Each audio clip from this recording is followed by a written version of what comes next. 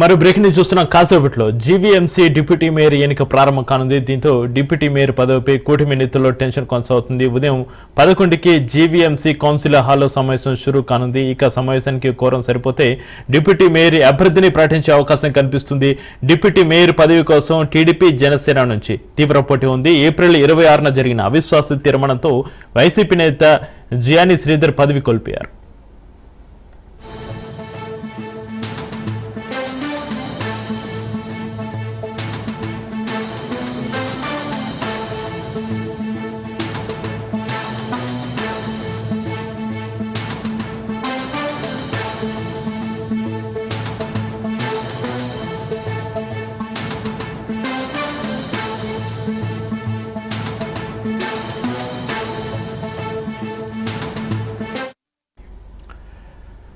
మరి breaking news చూస్తున్నాం. కాసేపట్లో జీవీఎంసీ డిప్యూటీ మేయర్ ఎన్నిక ప్రారంభం కానుంది. దీంతో డిప్యూటీ మేయర్ పదవిపై కూటమి నేతల్లో టెన్షన్ కొనసాగుతుంది. ఉదయం 11కి జీవీఎంసీ కౌన్సిల్ హాల్లో సమావేశం షురూ కానుంది. ఇక ఈ సమావేశానికి కోరం సరిపోతే డిప్యూటీ మేయర్ అభ్యర్థిని ప్రకటించే అవకాశం కనిపిస్తుంది. డిప్యూటీ మేయర్ పదవి కోసం టీడీపీ జనసేన నుంచి తీవ్ర పోటీ ఉంది. ఏప్రిల్ 26న జరిగిన అవిశ్వాస తీర్మానంతో వైసీపీ నేత జియానీ శ్రీధర్ పదవి కోల్పోయారు. ఇక దీనికి సంబంధించి మరింత సమాచారాన్ని మా ప్రతినిధి సూర్యప్రకాష్ ఫోన్లలో అందిస్తారు. సూర్యప్రకాష్.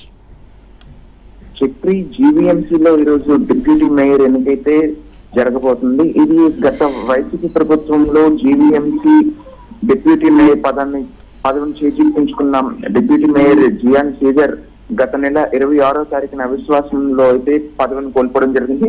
దానికి సంబంధించి ఈ రోజు అయితే పూర్తిగా అయితే ప్రస్తుతం ఈ రోజు 11 గంటలకు జీవీఎంసీ కార్యాలయం కౌన్సిల్ హాల్లో అయితే ఈ యొక్క డిప్యూటీ మేయర్ ఎన్నిక జరగబోతుంది.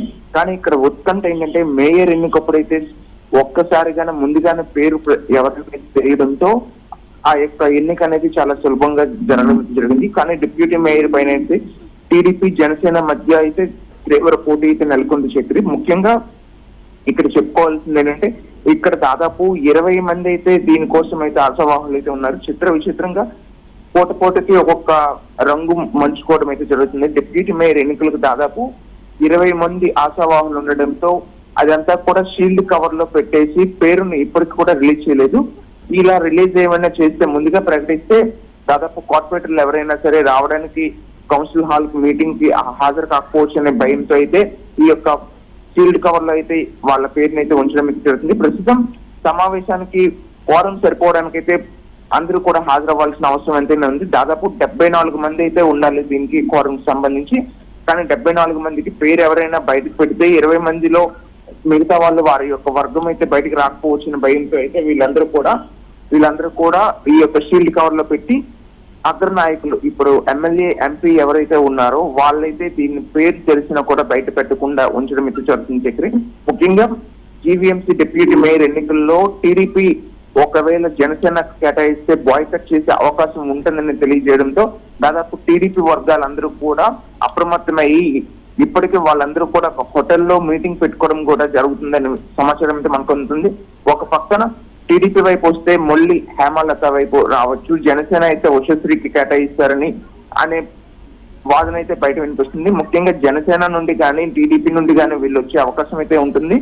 వీళ్ళల్లో ఎవరి పేరు ప్రస్తావించినా అవతల పార్టీ వాళ్ళు డుమ్మా కొట్టే అవకాశం ఉంటుందని దీంతో ఇప్పటికి కూడా వాళ్ళ పేరును బయట పెట్టకుండా షీల్డ్ కవర్ లోనే మాత్రమే వీళ్ళు ఉంచడం అయితే జరుగుతుంది.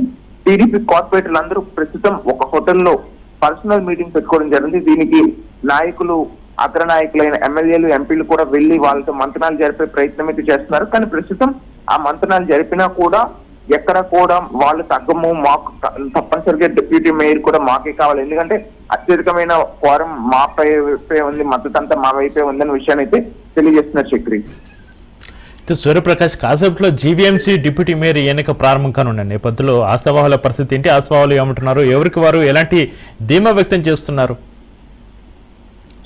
దాదాపు ఇప్పటికే 20 మంది ఆశావాహులు అయితే ఉండడం జరిగింది. అందుకు అనుగుణంగా అయితే టీడీపీకి సంబంధించి ఎవరెవరైతే ఆశావాహులుగా ఉన్నారో వాళ్ళందరూ కూడా ప్రస్తుతం ప్రస్తుతం అందరూ కూడా ఒక హోటల్లో సమావేశాన్ని ఏర్పాటు చేయడం జరిగింది. అలానే జనసేనకు సంబంధించి ఇప్పటికే మనకి మూర్తి యాదవ్ అయితే ఈ డిప్యూటీ మేయర్ పదవి మాకు కేటాయించకపోతే తప్పనిసరిగా మేము రాజీనామా చేస్తామని ఒక హుకుం జారీ చేయడంతో పాటు ప్రస్తుతం ఎక్కడికక్కడ కూడా జీవీఎంసీ ఎవరైతే మేము ఎప్పుడు సపోర్ట్ చేస్తున్నామని చెప్పుకుంటూ ఉన్నారో కందుల నాగరాజు కావచ్చు, అలానే ఉషశ్రీ కావచ్చు, వాళ్ళు ఒక సపరేట్ క్యాంపెయిన్ రన్ చేసుకోవడం అయితే జరుగుతుంది.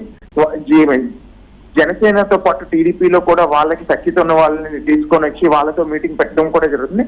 ముఖ్యంగా ఎక్కడికక్కడ ఈ యొక్క ఆశావాహులందరూ కూడా ఈ రోజు మా పేరు వస్తుంది, ఈ రోజు మా పేరు వస్తుంది, మేము ముందుంటామనే విషయంలో అయితే ముందుస్తున్నారు. ముఖ్యంగా కందుల నాగరాజు పేరు ఇక్కడ మనం ప్రస్తావించుకోవచ్చు.